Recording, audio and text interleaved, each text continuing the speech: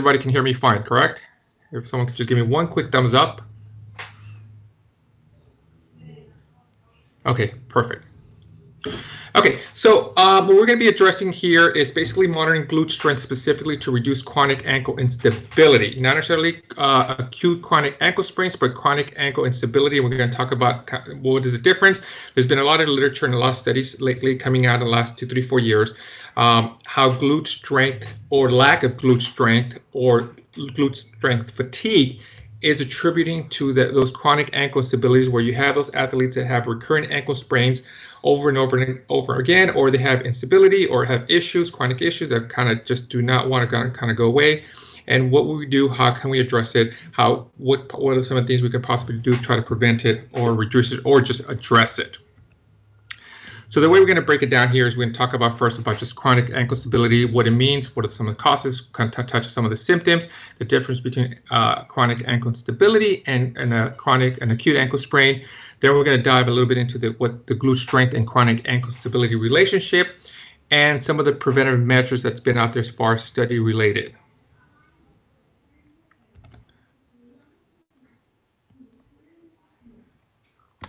So we're going to talk about ankle sprains. All athletic trainers, all physical therapists, all physicians, all healthcare providers are probably agree that ankle sprains are probably one of the #1 injuries, whether acute or chronic, that develop in any sports that's related to power, acceleration, deceleration, change of direction, primarily involved in any kind of ground sport. They pretty much comprise to about 25 to 30% of all sport-related injuries. Once you include plyometric into the sports such as volleyball, basketball, even soccer, where you do a lot of jumping, I'm sure that number kind of tends to go a little bit higher than that. And it's probably the #1 issue that all athletic trainers have to kind of deal with, both primarily injury prevention and also address any injuries as they occur as a season or preseason or even off-season kind of occurs. So even the issue that now becomes is that after an athlete does sustain an acute ankle sprain, there's been a lot of studies that there's a high recurrence of injury that can be as high as 70% in some cases or in most cases. Oftentimes, if this is not treated correctly or they just have poor stability in the ankle, then this leads to what we refer to as chronic ankle instability. And a chronic ankle instability usually follows a lateral ankle sprain. Approximately 40% of cases will develop persistent symptoms resulting in a long-standing dysfunction known as ankle instability. And what is defined as chronic ankle instability? In this case, we're going to define it as a condition resulting from a significant lateral ankle sprain with greater than 12 months of giving way or subjective instability. And what this means, we're going to talk about it also as far as subjective instability means when the athlete just comes to you and tells you, hey, you know what, my ankle just feels kind of wobbly, just doesn't feel right, doesn't feel strong, so to speak. So what are some of the causes of chronic ankle instabilities? Usually the chronic ankle instability develops following an ankle sprain that has not adequately healed or was not rehabilitated completely. Now there's also a lot of literature out there as far as how long does an ankle sprain actually take to return to full strength. I've read a lot of things where it could be anywhere. I know the norm for what we're taught as far as athletic trainers or physical therapists, there's a first degree, second degree, and third degree ankle sprain, and there's kind of a timeline that they usually set. A first degree can be anywhere between 1 to 3 weeks. A second degree can be anywhere between 2 to 4 to 6 weeks, and the third degree can be anywhere between 4 to 8 weeks as far as return to play. But even when the athlete does return to play, it doesn't mean that their ankle is at 100%. Their symptoms are down. Most likely their swelling is also probably gone, but they still continue to be symptomatic. And as athletic trainers, we know that even when an athlete sprains their ankle towards the beginning of the season, they tend to be coming to the trainer room on a regular basis for the rest of the season because it's something that you have to address. So it never really kind of heals. Some of the literature that I've read, it can take anywhere between 2 to 6 months for the ankle to actually return to close as previous injury related before it got injured as far as the strength. So it kind of takes a while on that part. So when you sprain your ankle, as we all know, the connective tissues, basically the ligaments, are stretched or torn. A lot of ankle sprains, majority of the times you see the ATF, the CF ligament, and then if you have the anterior portion where you do have to deal with the deltoid ligaments as well. Oftentimes the ability to balance is also often affected. Proper rehabilitation is needed to strengthen the muscles around the ankle and retrain the tissues with the ankle that affects balance. Failure to do so may result in repeated ankle sprains. So what are some of the symptoms related to chronic ankle instability? A repeated turning of the ankle, especially on uneven surfaces when participating in sports. This is kind of where you get your athletes where even when they run on an uneven surface, they'll have some ankle stability that they may often even sprain their ankle. Persistent chronic discomfort and swelling. It's one of those things where on and off you get a little bit of swelling here back and forth. It's not to the point that it would be considered a second, third degree swelling or ecchymosis or edema in that area, but it's enough that when the athlete comes into you and you observe them and you do a comparison to the unaffected ankle, you will see a little bit of puffiness, a little bit of swelling in that area, and it kind of persists. I've had athletes where even after the ankle sprain, 2-3 months later, that swelling kind of just accumulates in the area, just stays in that area. It's very minimal. It's not harmful. They're not complaining of any pain or discomfort, but it's just kind of persistent and kind of just stays around for a while. Obviously, pain or more tenderness is complained about by the athletes. And the ankle just feeling wobbly or unstable. And that's kind of the subjective part where the athlete kind of just comes to you and tells you, hey, you know what? My ankle just doesn't feel right, doesn't feel strong, just feels wobbly, it just feels like it's going to give way. So chronic ankle instability is repeated ankle sprains often cause and perpetuated chronic ankle instability. That's what we talked about. Each subsequent sprains leads to further weakening or stretching of the ligaments, resulting in greater instability and the likelihood of developing additional problems in the ankle. And the additional problems can be developed as the ankle kind of starts to compensate. That's when you start seeing more plantar fasciitis, you start seeing a little bit of Achilles tendonitis, even possibly turf toe type of issues, other ligaments that need to kind of work extra to try to compensate for the lack of the stability of the ankle, start fatiguing. That's where you start getting some of the chronic issues or chronic tendonitis issues in the ankle or in the foot area.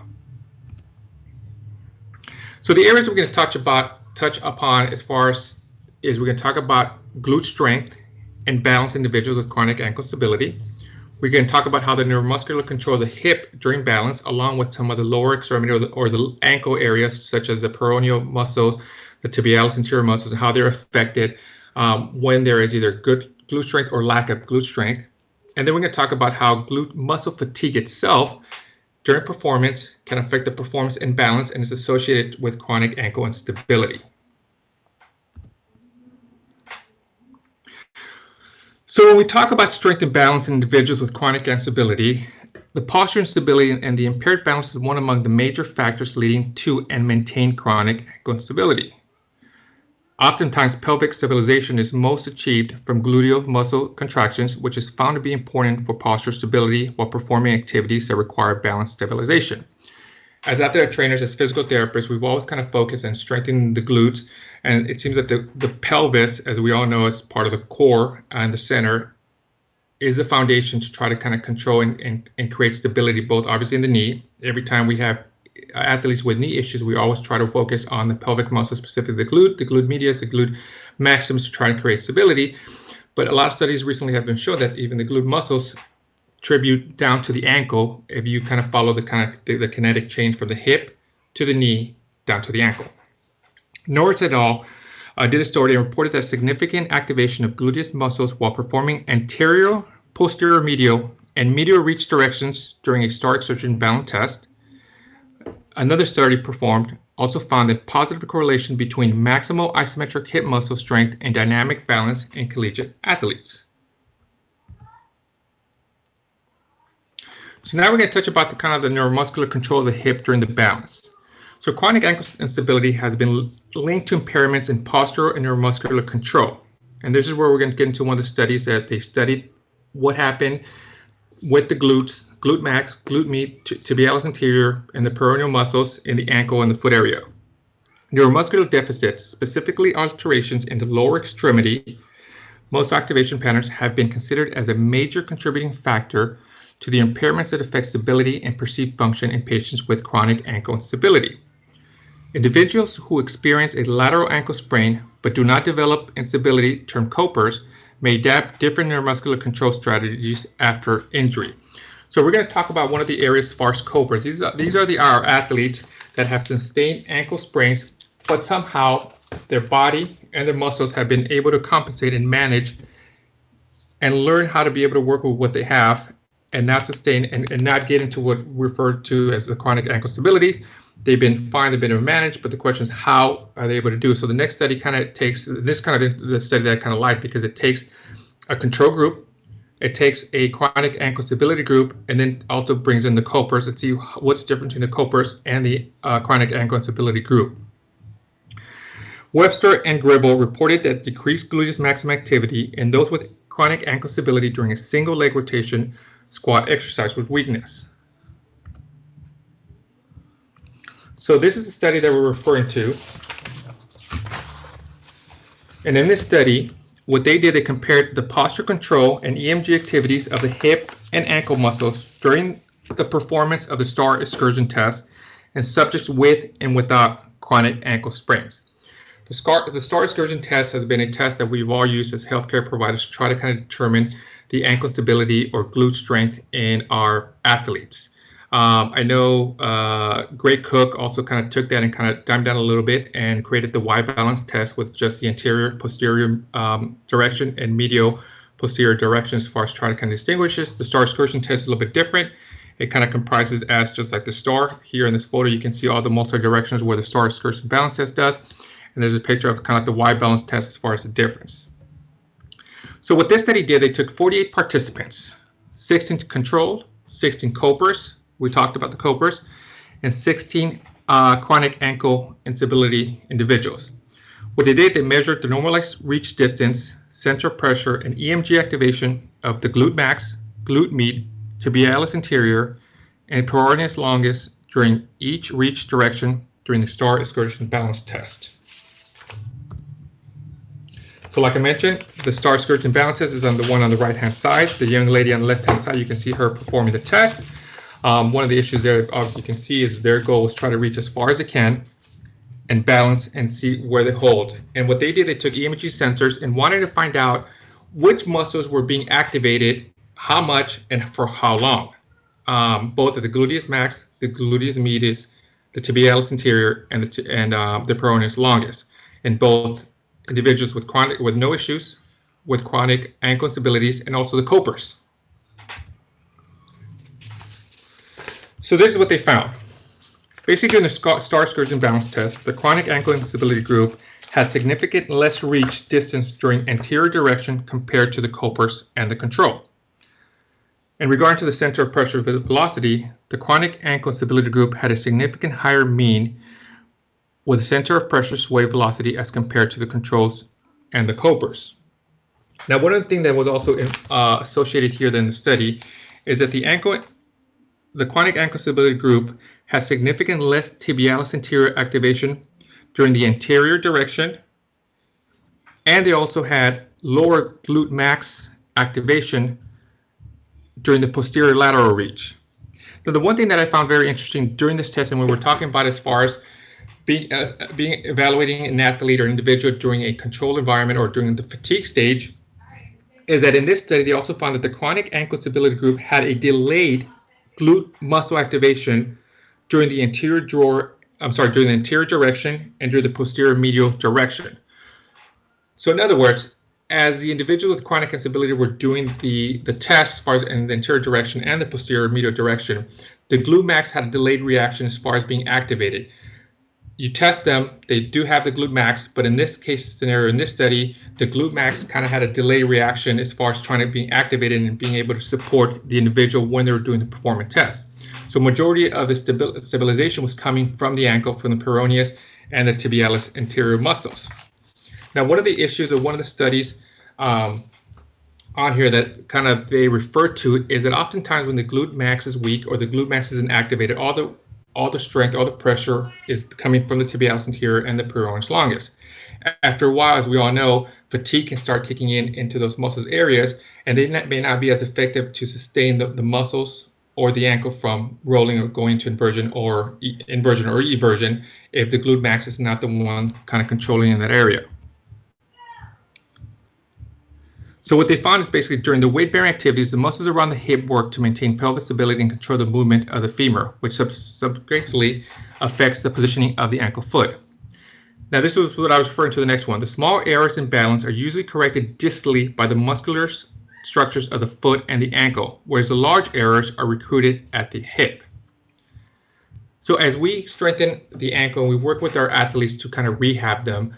We all do a lot of the proprioception, we do the balancing, we do a little bit of light plyometrics, we do a little bit of agility back and forth, change direction to the foot and ankle. We do a bunch of the PNF patterns for them to kind of strengthen the ankle. And this is great to try to strengthen the muscles in the ankle that surround the ankle and the foot. So like I mentioned, the peroneus, tibialis anterior, and whatnot, all the intrinsic muscles within the foot for those small little changes. But some of the major changes in the foot that are affected for the foot or for the knee come from the hip area, particularly the glute max and the glute med. Absence of good motor control at the hip joint might increase the workload on the ankle musculature in order to maintain stability, which may lead to future episodes of injury. So this is what I was referring to a second ago, is that if you don't have strength at the hip to stabilize and support the muscles in the ankle and the foot, those muscles in the foot are going to get eventually fatigued and tired. They will do their job as they need to as you strengthen them, as you do rehab them, and as you do preventive measures.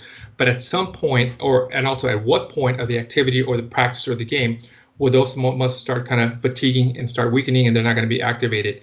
So proper glute activation or strength to assist those muscles for those areas and take some of the load off those muscles in the ankle and the foot is kind of necessary to try to prevent and reduce chronic ankle instability. So some of the, we're going to continue with the neuromuscular control of the hip. So the chronic ankle instability exhibited poor posture control performance as demonstrated by the reach distance and the control of pressures when compared to healthy individuals. Chronic ankle instability patients in the study had significant delayed gluteal muscle activation onset times during the anterior direction and posterior medial direction, and had less glute max activity during the posterior lateral direction of the STAR excursion balance test. During weight-bearing activities, the muscles around the hip work to maintain pelvis stability and control the movement of the femur, which subsequently affect the positioning of the ankle foot. Like I mentioned, the small errors in the balance are usually corrected distally by the musculature of the foot and ankle, whereas large errors are rectified at the hip. Okay, so now we're going to talk about how the muscle affects, or the fatigue of the muscle, the glute muscle, is going to affect the performance and balance. In that area, the recent study that we just talked about, they just kind of took them in the STAR excursion balance test, had them in a controlled environment. They were fresh. I think they did a little bit of an activation or warm up, and they just kind of tested them. But now, once we fatigue the muscle, how is the muscle going to react, or lack of the muscle is going to react? It's going to affect the chronic ankle stability or the ankle in itself.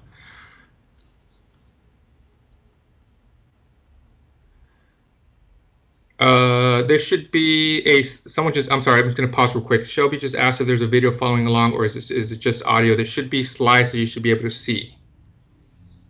Can everybody see the slides?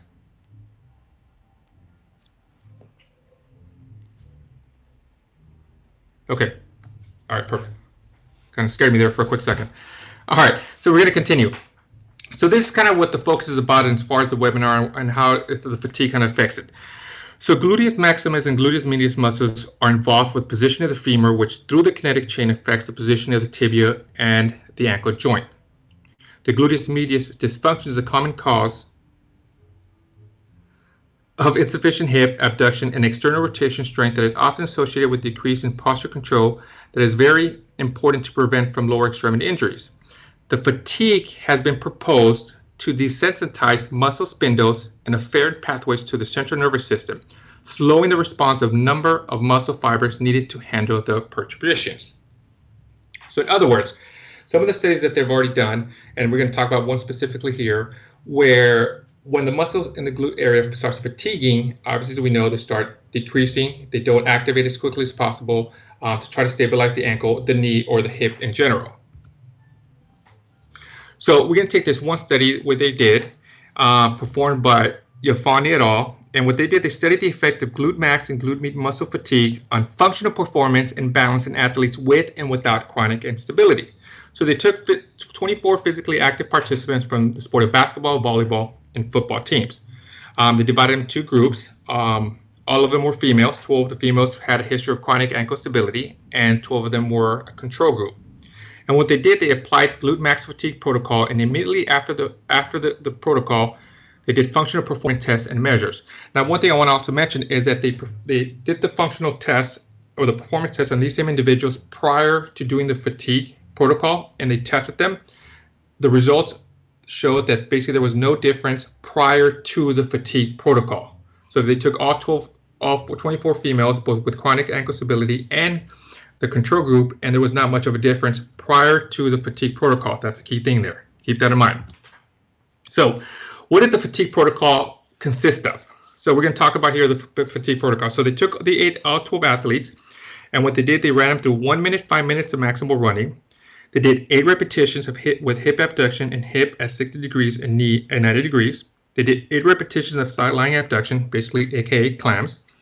8 repetitions of single leg squats, also known as pistol squats or just single leg balance squats. 8 repetitions of lateral band walks with elastic band around ankles, aka monster walks as we know them. And then 8 repetitions of multiplanar lunges in the sagittal, frontal, and transverse planes. So as far as what the performance, so once they did all 12 individuals went through the fatigue protocol, then they went through the performance test. And this is what the performance test consisted of. They had them do figure 8 hops. And keep in mind, these are all single leg figure 8 hops. They also did side hops. They did crossover hops, and they did a square hop. And I'm sure most of you guys are familiar with these these tests or these performance tests because we use them all the time as far as part of the rehab. We use them part as injury prevention. We use them as part as return to play, and use them as far as a progression with our rehab athletes. Every athletic training room that you walk into, every physical therapy room that you walk in, you always see the dots, you see the lines on the floor, you see the tape that we use, whether from Kramer or wherever it is, to kind of create our own little hop test or performance test for ankle stability, strengthening, and injury prevention.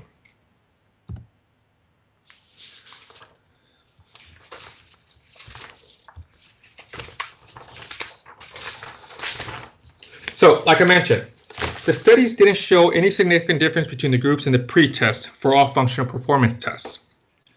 But overall, ankle functional performance of participants in 2 groups was defected as there was an increased time of all functional performance tests and increased balance. So in other words, they were all affected. Whether you had the chronic ankle stability or you didn't, somehow the fatigue factor kind of kicked in and all the scores in general kind of went slightly down, which is expected. You're tired, you're fatigued, you're going to go it. Now, in this case, only the side hop and the square hop test identified a significant difference between the chronic ankle stability and the control group. The participants in both groups had increased functional performance test times that indicated that fatigue had a negative effect on ankle performance, which could lead to exposure to recurrent sprain and instability. So in other words, even if you were a candidate or you were an individual with chronic ankle instability, you were still affected by the scores where you're part of the control group. So what this study basically shows that glute max or fatigue in the glute muscle structure is going to affect your ankle stability whether you've had a history of chronic ankle stability or not.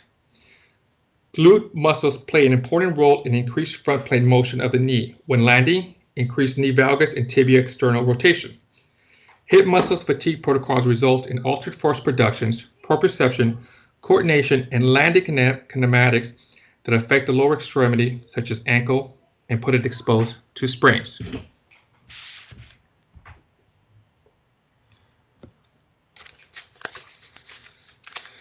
So in the study, they basically found that the hip muscles fatigue protocols resulted in altered force production, proprioception, coordination, and landing. The glute muscles played an important role in increased front plane motion of the knee. When landing, increased knee valgus and tibia external rotation. So why is it important to measure glute strength during performance? At the end, it is important to assess beyond the site of injury through sensor motor chains. As we all know, and as we all studied, we've talked about the kinetic change, we talked about the sling factor, talked about core, how it all kind of connects and how it all affects. We've always kind of included injury prevention protocols or programs with our athletes to prevent the reduction of ankle sprains. We've done like I mentioned, we've done the balancing, we've done the perception, we've done the single leg hops, we did some of the agility, we did the 4 squares, anything of that sort, increase ankle mobility and foot mobility in the area. But at the same time, we also cannot neglect the whole kinetic change that begins from the hip area, kind of goes down to the knee. I know there have been plenty of studies, and we've always done as far as when it affects the knee, we've always utilized it and focus on strengthening the hip area, the glute muscles to affect and reduce injuries in the knee, specifically ACL, PCL, or even if we have athletes that have recurrent patellar tendonitis or quad tendonitis, our main focus try to kind of strengthen the glute. But now it's gotten to the point that we also kind of focus on glute strength to try to reduce and address ankle instability or ankle sprains. So what does this all mean as far as how you follow it, and if you were able to have some kind of device to be able to kind of track it and stuff like this? And this is what I kind of wanted to kind of visualize and allow you guys to see is how it works and what happens in this effect. So if you look at the top picture here, we're tracking an athlete, and there's plenty of devices you guys can utilize to track your athletes. There's plenty of companies out there that you track their workload, their internal load, their external load, their movement patterns, their distance, how far they run, how long they run, which direction they've gone, whether they've gone to the right, to the left, and stuff like that. When it comes to the sports science and the devices that you want to use, I've always been a proponent that you use what you feel comfortable with, the information you're going to get, and how you're going to use it. If you get a company that comes, that you're utilizing, but it's not going to be effective for your program, you feel you're not going to use it, then kind of why use it? You want to do something that you'll be able to apply it and something that you can understand and be able to use it. So if we take a look at the picture up top, the yellow portion is basically the efficiency of the player. The line shows basically how the player is reacting or working in that area. Now at the beginning, he or she is pretty much being very efficient, as you can see as the line's going down. Midway the point, the player starts fatiguing. Now, as we all know, whether professional athletes, collegiate athletes, high school athletes, just athletes in general, they will always find a way to be able to perform the task and complete their task, aka they start compensating. In this case scenario, we can see that the athlete started kind of fatiguing, but was able to kind of figure out how to do this and be able to recuperate and recover and then become very efficient at what they were doing. But if we take a little deeper dive and see what was actually going on, and that's basically if you look at the middle picture. And in the middle picture, you see the differentiate. It differentiates between the legs and the usage. You can kind of start seeing that the athlete starts compensating in that area. You see the green line and the black line, and they start using one area more than the other. But if we take a deeper dive into the muscular structure of how they're compensating, you can kind of see a little more picture of how they've been able to kind of, where the glute muscles and the muscles on the bottom left, they're all kind of functioning, they're all kind of working together. But you start seeing where the glute muscle starts kind of shutting down or starts fatiguing, and then the athlete becomes more quad dominant. Now at this area, then this is what I was referring to as far as the fatigue factor kind of kicks in, especially in the glute muscle, where the athlete now has poor glute strength or lack of glute strength, then hence loses knee stability, loses ankle stability, now is at higher risk of either a knee injury or an ankle injury, or if they're a chronic ankle stability individual, more likely as far as the ankle injury in the part.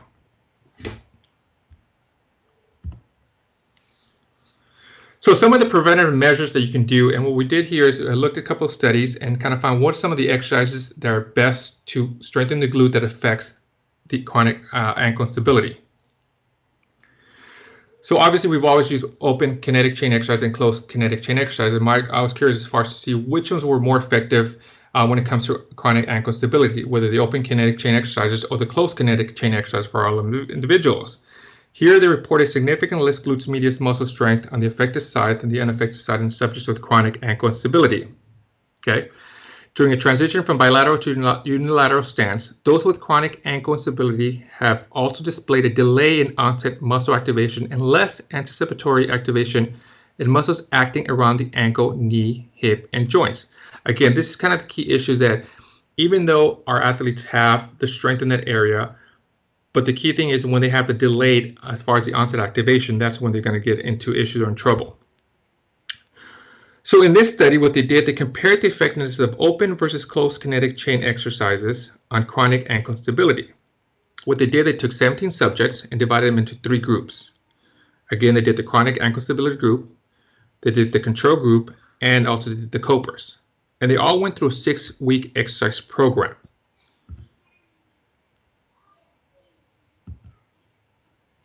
And if you guys want to zoom in here, I'll zoom in here. And this is basically the breakdown of the 6-week exercise program that the individuals went through.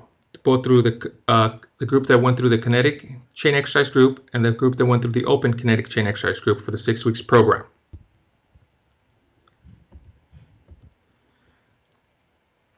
And the way they tested it, basically, they used the star excursion balance test and the center pressure sway velocity. And as we all know, here's the star excursion test, and their job was to touch the line on the floor lightly with the tip of the foot of the reaching limb while keeping their heel of the stance foot on the floor, hands resting on their waist.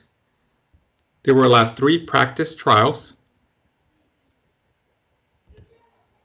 And what the results show is that both closed kinetic chain and open kinetic chains had significant improvements overall, but the closed kinetic chains had a better improvements than the the closed kinetic chains had a better improvement than the open kinetic chain exercises. And the control group that did not do anything did not show any improvements whatsoever. So at the bottom, so in conclusion, the closed kinetic chains were more effective than the open kinetic chain exercises. So some of the best closed kinetic chain exercises that were utilized for this study that were suggested to utilize in your training room, in your physical therapy facility, at your high school to try to kind of improve or reduce chronic ankle stability, or individuals that have chronic instability, are the crossover step up, the hip thrust with the barbell band, or American, also known as the rotational single leg squat, the skater squat, and a single leg squat. The crossover squat is basically on a box, just like I mentioned. We were familiar to doing step ups, step downs, and lateral step ups. And you see the picture on the left that they kind of cross over. The hip thrusts are basically also known as bridges, with weight or no weight or banded, that we often do. The rotational single leg squat you see in the far left. The skater squats that you see in the middle, the balance. The single leg squat, also known as the pistol squat.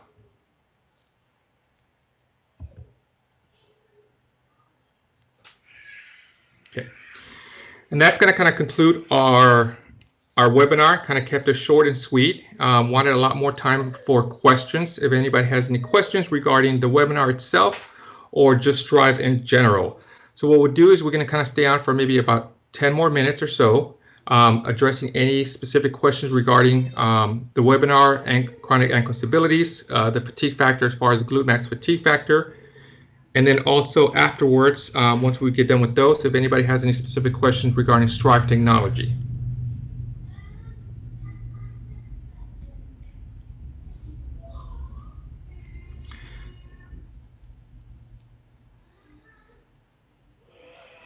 So one question here by Richard. Do you feel that the chronic ankle stability is ultimately due to a lack of motor control, neurologic dysfunction within gluteal muscles? Should clinicians focus on glute activation through the rehab process for lateral ankle sprains?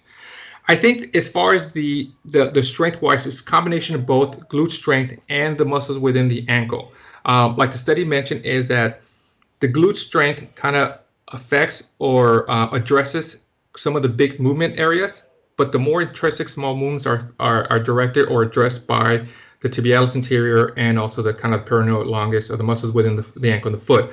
I think at this point you can't really neglect the glute max. I think you should incorporate a glute max strengthening program when it comes to chronic ankle instability or just ankle injury prevention, period.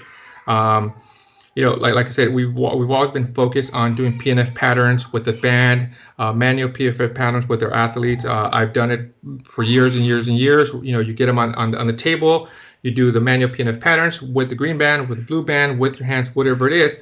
But oftentimes and then what they do, they get on an RX pad and kind of do a little bit of a balance, maybe a little ball toss. Traditionally, that's always been kind of the injury prevention program or rehab program. Once they get to the maintenance phase, maybe do a little bit of a proprioception, kind of plyometric hops with the 4 corners, and that's about it, but never really focused on doing glute strength. One of the areas that I love to do as far as with chronic ankle stability or just ankle stability injury prevention is kind of like the skater squats or the bowler squats with a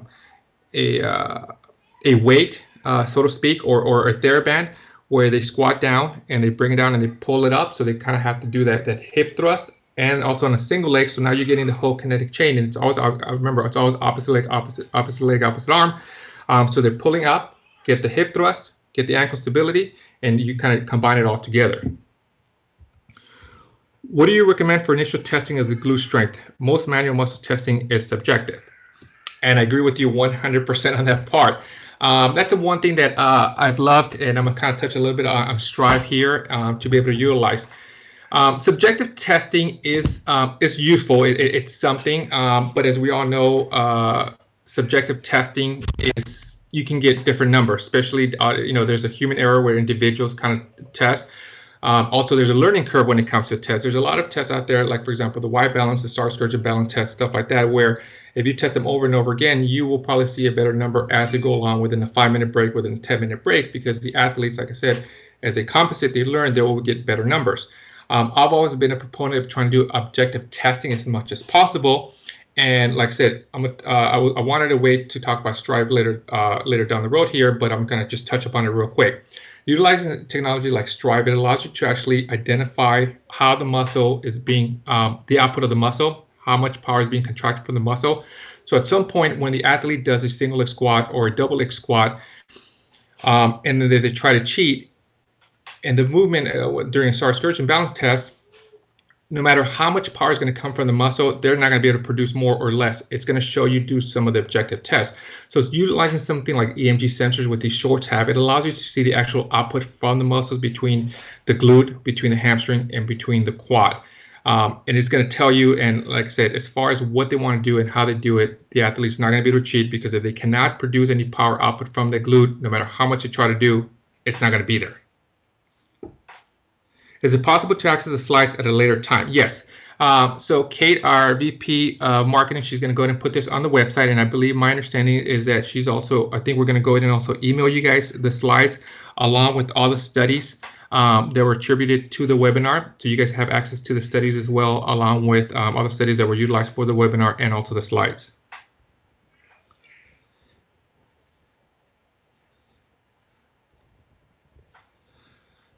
Okay, should these concepts be used more in preventative programs as well as rehab? Yes and yes. One thing as far as the preventative program part that I've always been proponent about, and I did a podcast yesterday on what to do as far as some of these testing. I think when it comes to rehab or when it comes to preventative programs, it's always a great idea to have a baseline for all your individuals as possible, and you want to do it as objective as possible. So one of the issues is that as you're returning a player back to play, as RTP as we call it, you want to have a baseline number as far as what to determine, have some objective numbers, so when they do return, to make a better objective informed decision for them to return to the field, to the court, to wherever it is. Oftentimes, for example, we take an ACL injury, we tend to, our habit is to use, compare the affected leg to the unaffected leg. But when a player has, like a 2-3 week period that they're coming back from an acute injury, for example, let's take an ankle sprain.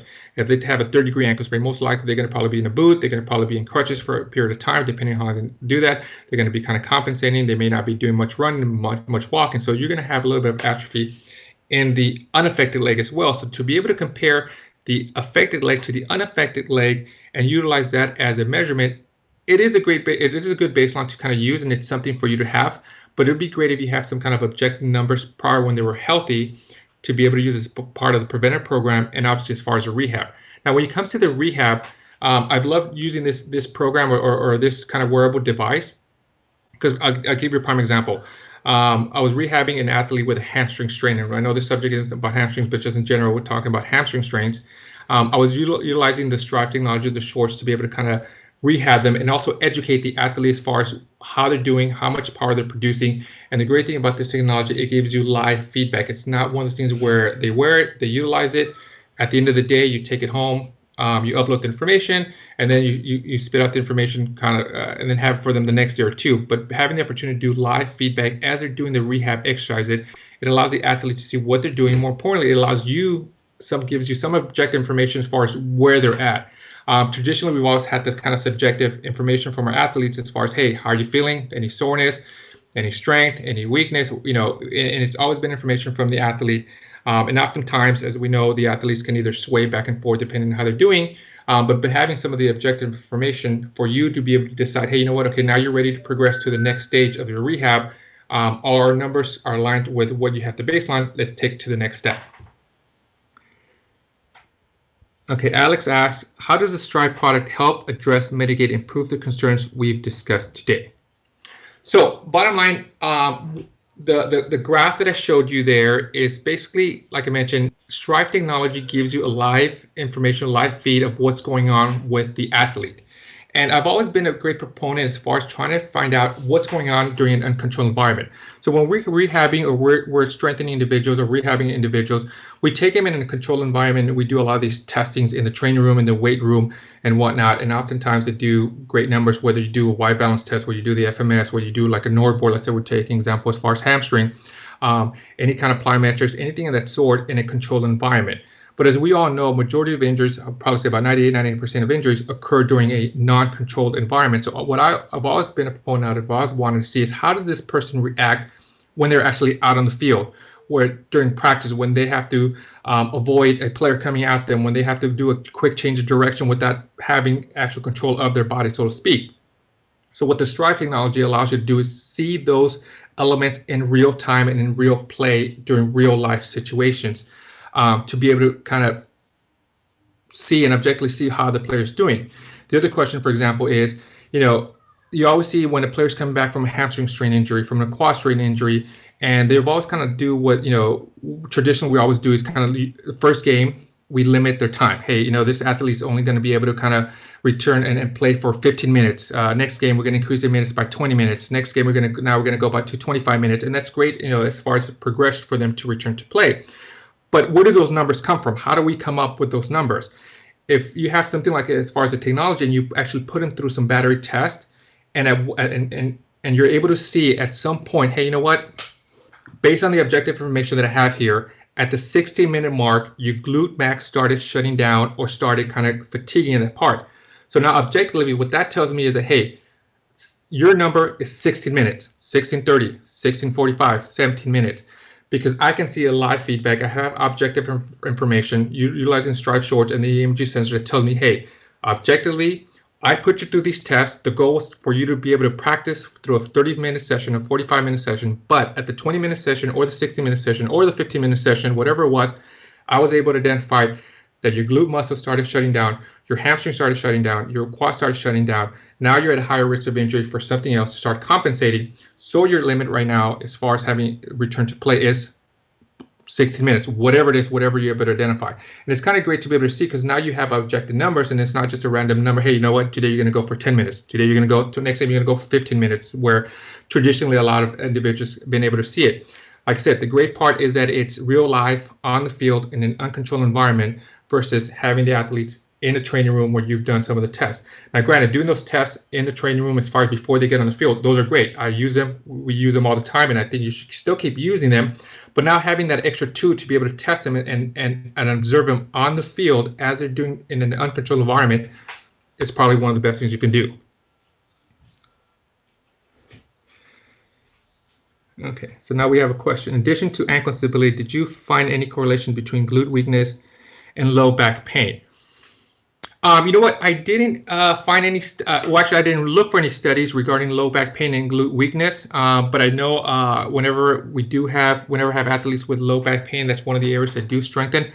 Although there are some studies. Actually, I think I just was listening to another webinar that mentioned that glute max probably wasn't really correlated with low back pain. So I'm actually glad that you asked that, because that's something that actually I have it on my side notes, because I kind of want to do a little more research on that. Because as traditionally, I've always, whenever we have athletes with low back pain, it's always been strengthening the core stability, which is always incorporates glute strength as well.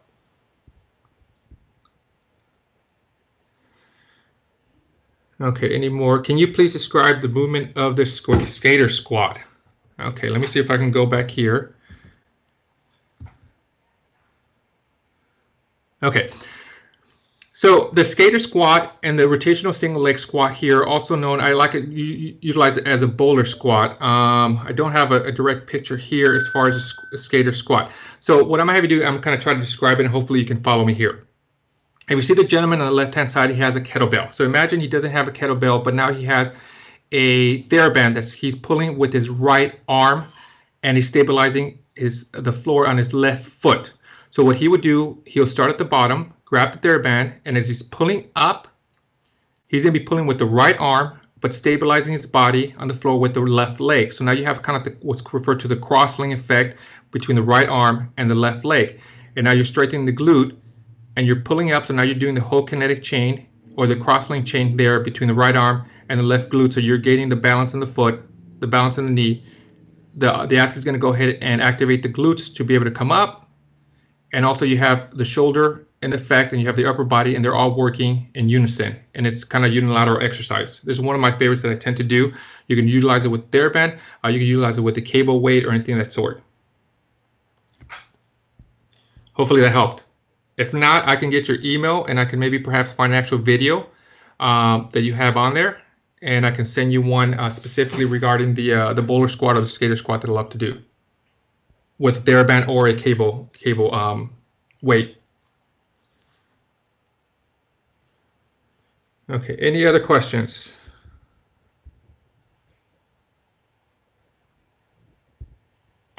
No. Oh.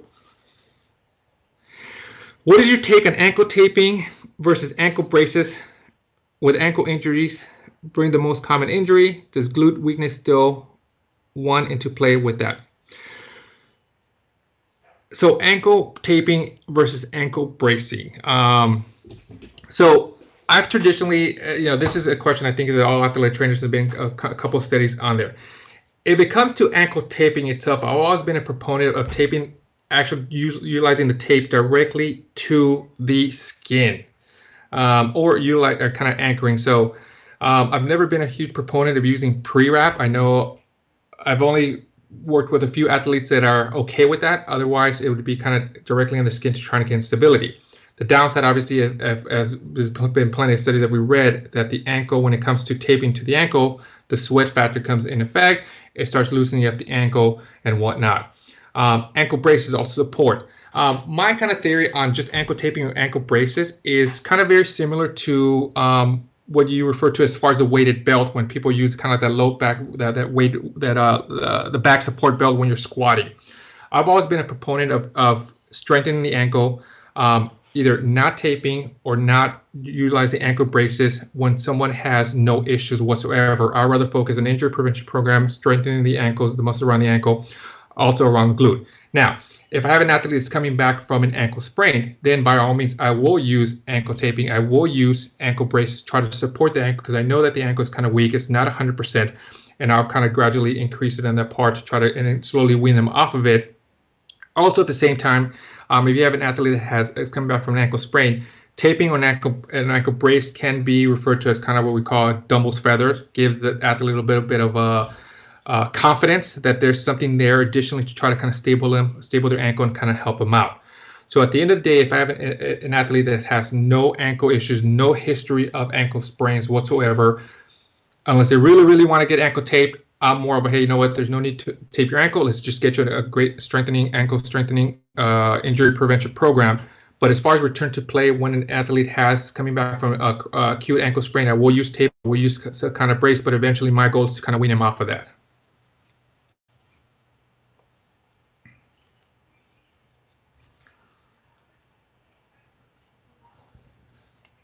Okay. Any other questions regarding ankle sprains, chronic ankle stability, glute strengthening, Strive technology, anything of that sort?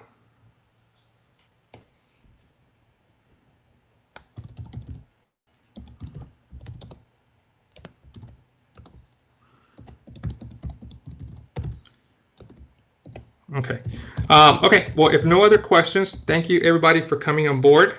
I appreciate you guys taking the time, and like I mentioned, this has officially been designated, and you will get Category A CU credit for all athletic trainers. Our VP marketing, Kate, and I will kind of work that to get that out to you. We'll either email it to you or send it to you. If you guys have any questions regarding ankle sprains, glute strength, or just anything in general, I think I put on there my Instagram and also WhereSharp Instagram. Feel free to DM me and shoot me any questions regarding anything regarding injury prevention, recovery, strengthening, rehab or anything like that. I'm open to talking to people. I love, talking about these topics, these subjects. I love talking to pick other people's brains. I've been always open about kind of hear other people's opinions and ideas. I'm always learning. As I said, I think there was a saying, the wise men, the wisest person knows that they don't know everything, and that's kind of me. So I'm always willing to learn, and I'm always open to learn. So thank you guys for stopping by. I appreciate it. We're hoping to have more of these, and also putting them onto the website for other people to have access to them, and also be able to have access to the CEUs. So Kate, I think she posted it. Thank you, everyone. I will go ahead and be emailing CEU certificates for those attending. Please feel free to reach out with any questions to Kate Okiyama at wherestrive.com, or reach out on social media to us at wherestrive. All right, thank you, everybody. Hope you guys have a great rest of your day, and hopefully you guys are surviving, staying safe, and more importantly also staying sane with this whole quarantine. Thank you. Bye.